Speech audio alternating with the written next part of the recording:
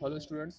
Class 11th में हम लोग आज के वीडियो में प्रैक्टिकल डिस्कस करेंगे। जो प्रैक्टिकल्स आपको अपने फिजिक्स मैनुअल में लिखने होते हैं, तो उसमें जो आपका प्रैक्टिकल नंबर 1 है, उसका ऑब्जेक्ट यहाँ पे आपके सामने मेंशन है। अगर आप ऑब्जेक्ट को देखें, उद्देश्य में लिखा हुआ है वर्नियर कैलिपर्स की सहायता से किसी गोलीय वस्तु का व्यास ज्ञात करना।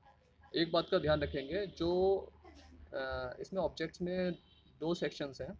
किसी एक सेक्शन को एक बार में लिखेंगे और दूसरे सेक्शन को दूसरे प्रैक्टिकल नंबर्स देके दूसरे सेक्शन में लिखेंगे।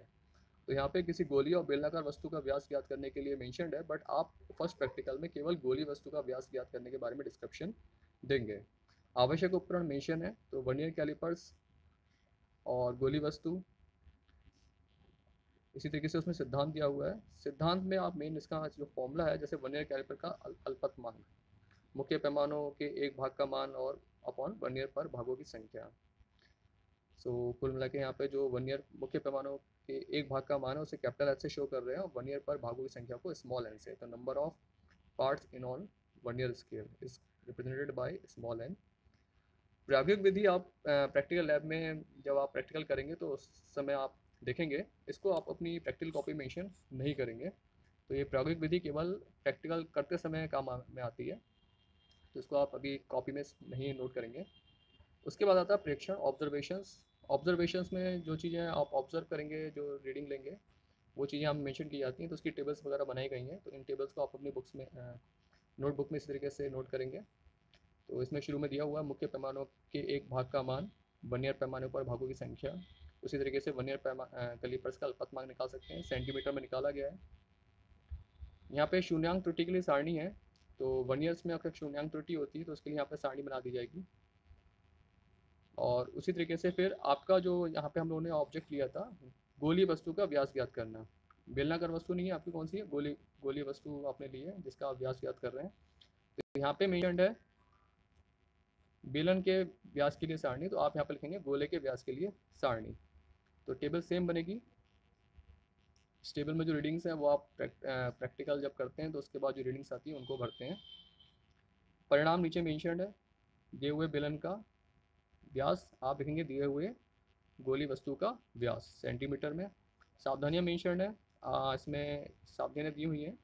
जैसे पहली सावधानी इसमें अच्छी है, बेलन के वर्नियर कैलिपर्स के दोनों जबड़ों के बीच मुख्य पैमानों के समांतर पकड़ना चाहिए, टेढ़ा मेढ़ा नहीं करना चाहिए उसे।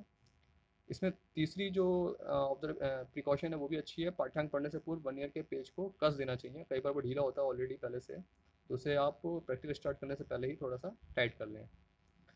पाठ्यांक लेते समय लंबन की त्रुटि नहीं रहनी चाहिए, ये एक इंपॉर्टेंट प्रिकॉशन है। और लास्ट है, बेलन के व्यास की माप विभिन्न दिशाओं से बेलन को घुमा घुमा कर लेनी चाहिए। इसमें बेलन के लिए आपके केस में क्या है, गोली वस्तु।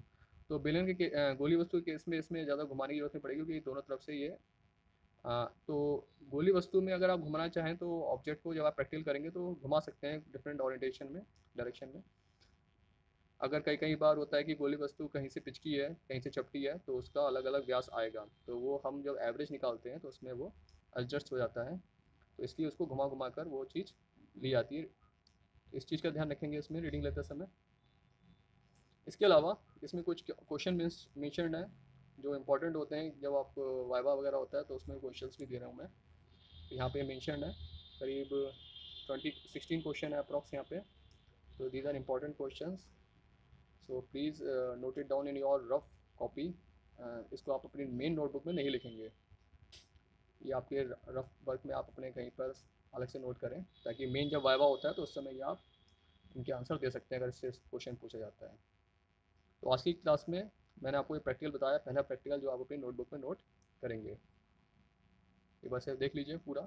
डायग्राम बनाएंगे, एक चीज़ का जरूर ध्यान रखेंगे, डायग्राम बनाएंगे। इसमें जो डायग्राम मेंशन्ड है ये, इसमें मुख्य पैमाना, वर्नियर पैमाना और पूरा वर्नियर कैलिपर्स का चित्र दिया हुआ है, तो इसको पूरी तरीके से मेंशन करेंगे आप अपने नोटबुक में।